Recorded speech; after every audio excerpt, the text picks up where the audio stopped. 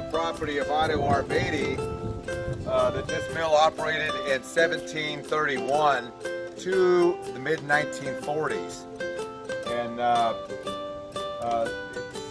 And it still remains basically in the same state since 1731. It's amazing. So let's find a way in and take a look at the inside of this thing. Cool. It looks like we got a way in here. Get this out of the way.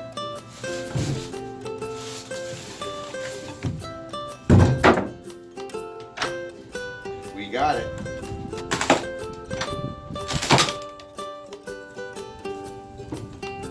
Wow. Come take a look.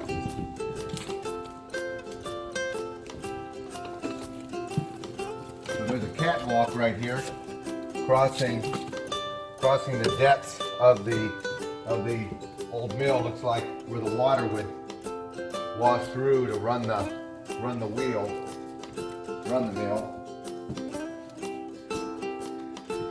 Oh yeah, pretty solid. Wow.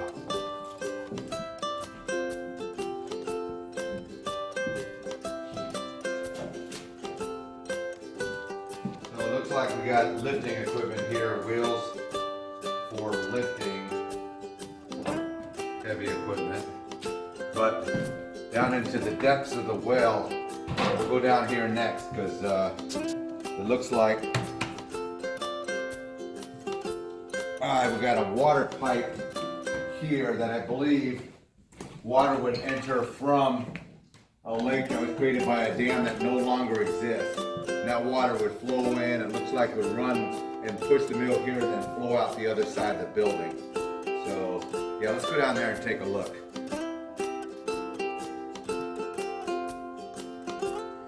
All right, down into the depths of the grist mill. Wow, this is spectacular. So here's the pipe where the water would come flowing out with a lot of force. And then here's the axis for the wheel itself, where there were big fins here that the water would drive the axle and then exit through here, which is now through there and then out back down the creek. Wow. If we, this must be the room over here.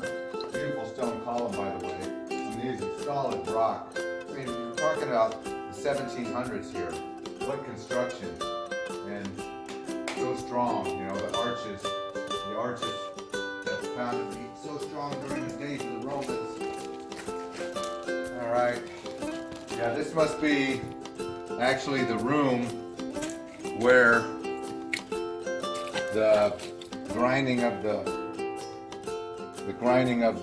it's hard to say if it was done on this side of the wheel or on the other side of the wheel. But this has if you come in to the room and you can see this probably the big doors for like a truck. The carts at the time. Carts later to be trucks to come in and load the product out, whether it was flour in the early days to the late days of shell. But you can look down here. Look at this, and see the actual axle of the mill turned right here.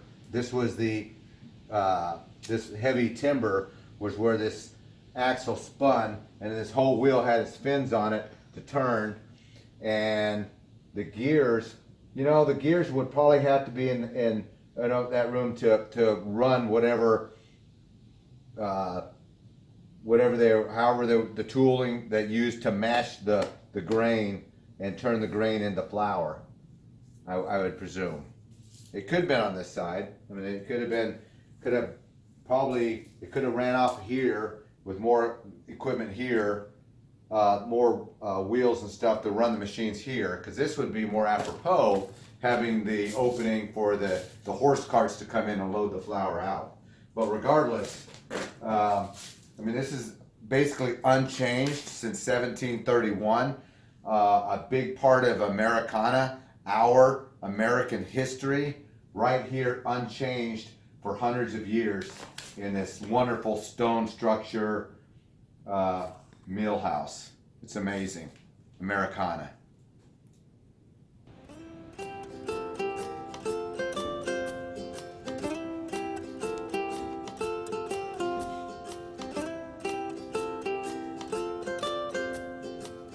So this is the very top level of the grist mill.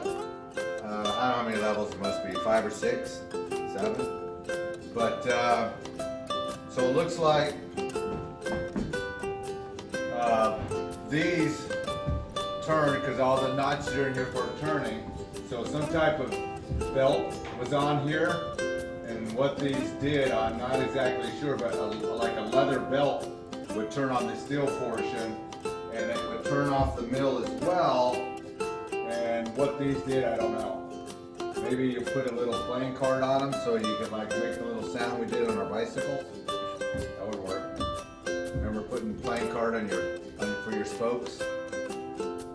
Seriously, I don't know exactly what it did, but you know, early 1700s mechanisms, pretty cool.